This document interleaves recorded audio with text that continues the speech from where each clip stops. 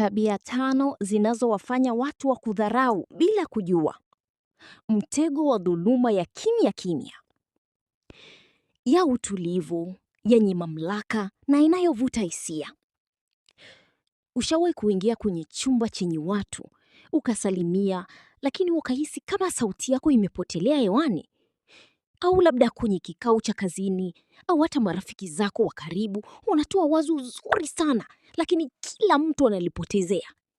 Alafu dakika 2 baadaye, mtu mwingine anashauri kitu kile kile na kila mtu anamshangilia.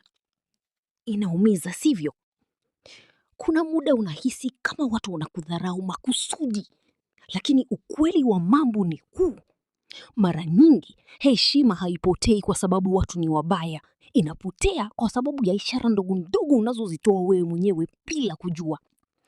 Ni tabia ambazo umezizoea, unaziona za kawaida, lakini kwa ulimwengu wa nje ni bendera nyekundu zinazosema, mimi sio muhimu, msinichukulie serious. Leo tunaenda kuziangalia tabia 5 zilizojificha ambazo zina uwezo wako wa kuheshimika. Na uzuri ni kwamba ukizijua hizi unaweza kubadilika. Tabia ya kwanza, kuomba radhi kupitiliza. The over apologizer. Sauti inabadilika kuwa ya kuiga unyonge kidogo, kisha inarudi kuwa ya msisitizo. Fikiria mtu anatembea koridorini. Mtu mwingine anamgonga kwa bahati mbaya. Alafu yeye aliyegongwa anasema, samahani sana. Kuna watu wana neno samahani au sorry mdomoni kila sekunde. Samahani, naomba kuuliza swali. Samahani kwa kuwasumbua, lakini naomba kalamu. Samahani, naona kama hapa tumekosea. Kuna tofauti kubwa kati ya kuwa na adabu na kuwa mtu wa kuomba radhi kwa uwepo wako.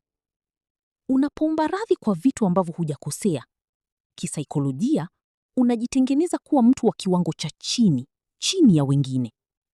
Unawapa watu ishara kwamba wewe ndio mwenye makosa kila wakati, na unajishusha thamani kabla hata hawajakushusha wao. Ufumbuzi ni upi? Badilisha samahani kuwa asante. Badala ya kusema samahani kwa kuwachelewesha, sema asante kwa uvumilivu wenu. Badala ya samahani kwa usumbufu, sema asante kwa muda wako. Hii inabadilisha mtazamo kutoka kwenye unyonge kwenda kwenye mamlaka. Tabia ya pili, kuwa mtu mwema kupitiliza. The people pleaser. Hii ndio tabia ya kushindwa kusema hapana. Mtu anakuomba umfanyie kazi yake, na wakati wewe mwenyewe una mambo yako mengi, unasema haina shida, nitafanya. Mtu anakukopesha pesa na harudishi kwa wakati, lakini kila ukitaka kumdai unaogopa asijisikie vibaya. Sikiliza kwa makini. Mtu ambaye hawezi kusema hapana, neno lake la ndio halina thamani yoyote. Watu wakigundua kuwa unaweza kukubali kila kitu ili mradi tu uonekane mtu wema, wataacha kukuheshimu. Watachukulia wema wako kama udhaifu. Watakutumia kama daraja la kuvuka, na wakishavuka wanakusahau. Binadamu wameumbwa kuheshimu mipaka, boundaries. Usipoweka mipaka yako, watu watakukanyaga na watakuomba hata msamaha.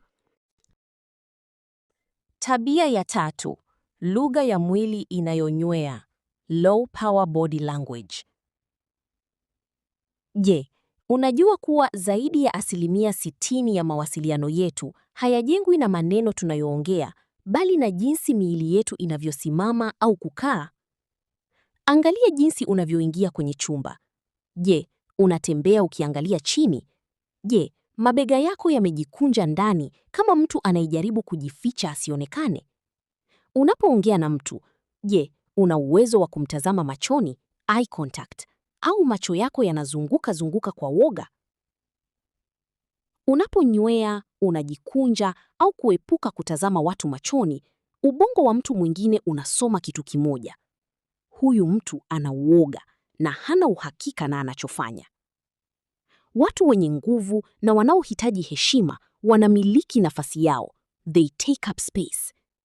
Inua kifua chako, weka mabega nyuma, Na unapoongozana na mtu, mtazame machoni. Sio kwa kukodolea kwa hasira, bali kwa utulivu unaoonyesha kuwa niko hapa na najiamini. Tabia ya 4: kujishusha thamani kupitia utani, self-deprecating humor. Inacheka kidogo kwa kejeli, kisha inakuwa siriasi. Sote tunapenda watu wanaojua kufanya utani, na wakati mwingine ni vizuri kutojichukulia siriasi sana. Lakini kuna mstari mwembamba sana kati ya kuwa mcheshi na kujishusha thamani. Kuna watu ambao kila utani wao unahusu mapungufu yao. Mimi bwana kichwa ngumu, mambo haya ya kompyuta siyawezi kabisa. Mimi mwenyewe maskini tu, hapa nimebahatisha kuvaa. Msinikabili sana, mimi mwenyewe huwa sielewi mambo mapema.